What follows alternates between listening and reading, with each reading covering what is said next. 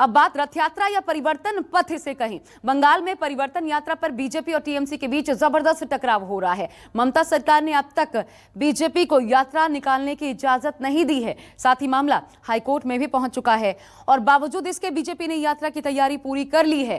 अध्यक्ष जेपी नड्डा यात्रा की शुरुआत करेंगे। गृह मंत्री अमित शाह भी इस रथ यात्रा में शामिल होंगे। रथ यात्रा की सफलता के लिए बीजेपी हवन यज्ञ भी कर रही है। रथ यात्रा के जरिए बीजेपी बंगाल में परिवर्तन का संदेश देना चाहती है।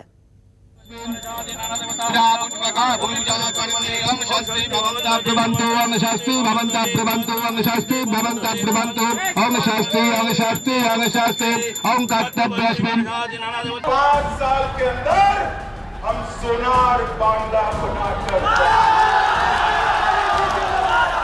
सौगंध दुर्गा माँ की खाएंगे कि उनकी लड़ाई भारतीय जनता पार्टी का कार्यकर्ता लड़ेगा।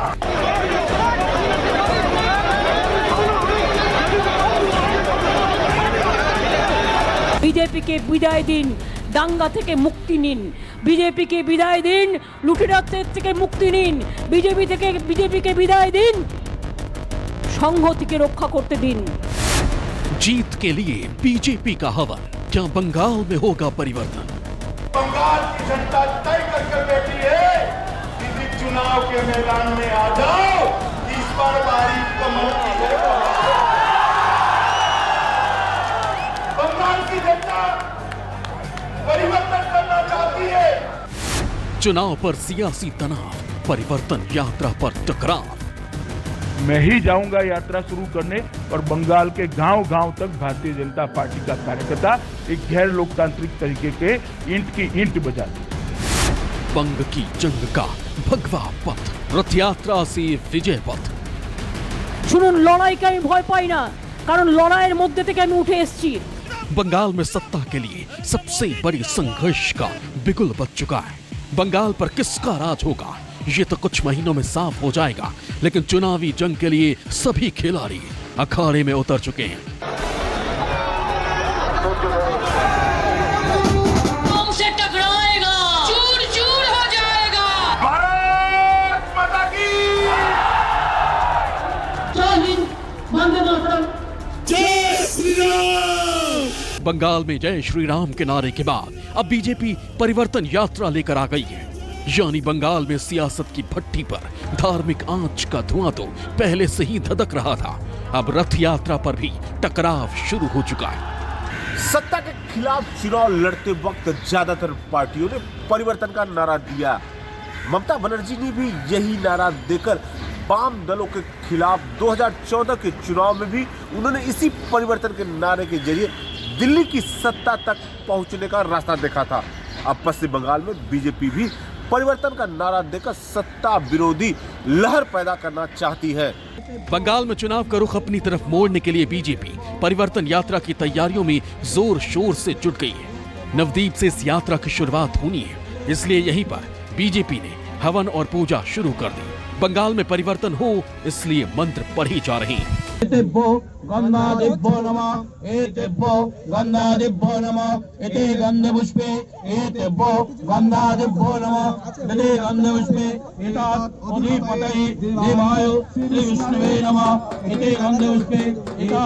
लेकिन टीएमसी की तरफ से बीजेपी की रथ यात्रा पर ग्रहण लगाने की तैयारियां शुरू हो गई। रथ यात्रा के लिए बीजेपी को अभी तक सरकार की तरफ से इजाजत नहीं मिली है। उल्टा सरकार ने बीजेपी को स्थानीय अधिकारियों से संपर्क करने की नसीहत दे दी। साथ ही रथ यात्रा का मामला कोलकाता हाई कोर्ट में भी पहुंच चुका है। जनहित याचिका में बीजेपी की परिवर्तन यात्रा को रोकने की मांग की गई। দেখুন, আগেই ঠিক আছে যে আমাদের 5টা জোনে 5টা যাত্রা বেরোবে, তার জন্য আমরা পারমিশনের জন্য সরকারের কাছে আবেদন করেছি। আর 6 তারিখ নবদ্বীপ থেকে মাননীয় সর্বভারতীয় সভাপতি নাড্ডাজির হাত দিয়ে প্রথম যাত্রার উদ্বোধন হবে এবং আবার তিনি 9 তারিখ আসবেন, সেদিন দুটো যাত্রার উদ্বোধন হবে। মাননীয় অমিত শাহ 11 তারিখ আসার কথা আছে, কুচবিহার থেকে একটা যাত্রা শুরু হবে এবং শেষ যাত্রাটা কলকাতা জোনের কাকদ্বীপ থেকে, সেটা এখনও ঠিক হয়নি। 5টা যাত্রা এই কথা হয়েছে, সমস্ত আমাদের মণ্ডল পর্যন্ত স্পর্শ করবে और प्राय 25-30 दिन पर्यंत একটা যাত্রা চলবে। अभी तक मिली जानकारी के मुताबिक 6 फरवरी को बीजेपी अध्यक्ष नवदीप से यात्रा की शुरुआत करेंगे। फिर 11 फरवरी को गृह मंत्री अमित शाह कूच विहार से एक और परिवर्तन यात्रा को आगे बढ़ाएंगे। इसी बीच 7 फरवरी को प्रधानमंत्री मोदी भी हल्दिया के एक प्रोग्राम में शामिल होंगे। चुनाव बदले, वक्त बदला, नेता बदले, लेकिन सियासत का रंग और स्वरूप नहीं बदला। चुनाव प्रचार का तरीका नहीं बदला।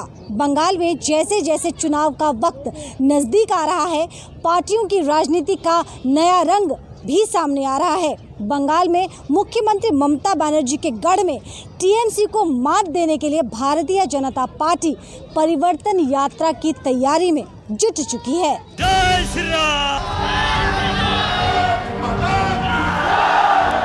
बंगाल में जय श्री राम के नारे पर बीजेपी और टीएमसी में पहले ही टकराव चल रहा है।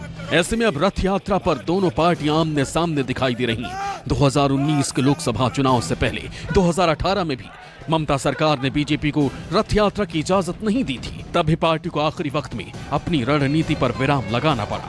अगर रथ यात्रा होगा, ये तो कोई कुछ खराब चीज़ नहीं है, ये हो सकता है। परमिशन मांगे आगा चीफ मिनिस्टर या हम लोग का बंगाल का एडमिनिस्ट्रेशन परमिशन देगा या नहीं देगा, दूसरा बात।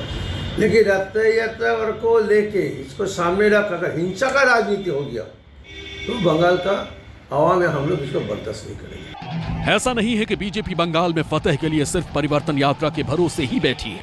रथ यात्रा से पहले ही बीजेपी मुख्यमंत्री ममता बनर्जी के गढ़ में रोड शो के जरिए लगातार शक्ति प्रदर्शन दिखा रही है।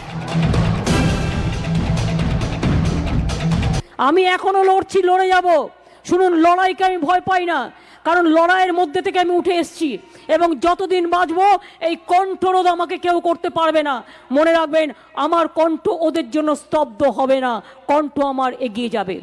एक तरफ रोड शो और रथ यात्रा तो दूसरी तरफ दिग्गज नेताओं को बंगाल के चुनावी बिसात में उतरकर बीजेपी टीएमसी पर रणनीति कर रहे हैं, तो दूसरी तरफ टीएमसी की तरफ से ममता बनर्जी अकेले ही मोर्चा संभाले हुए हैं।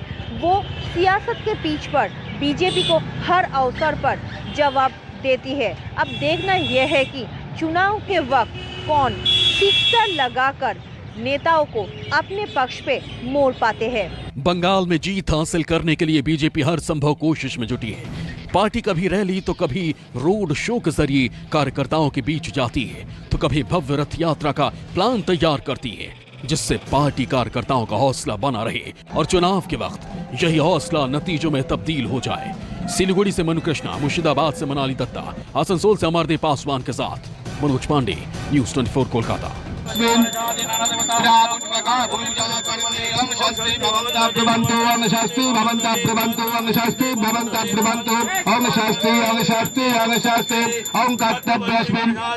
पाँच साल के अंदर हम सोनार बांग्ला बनाकर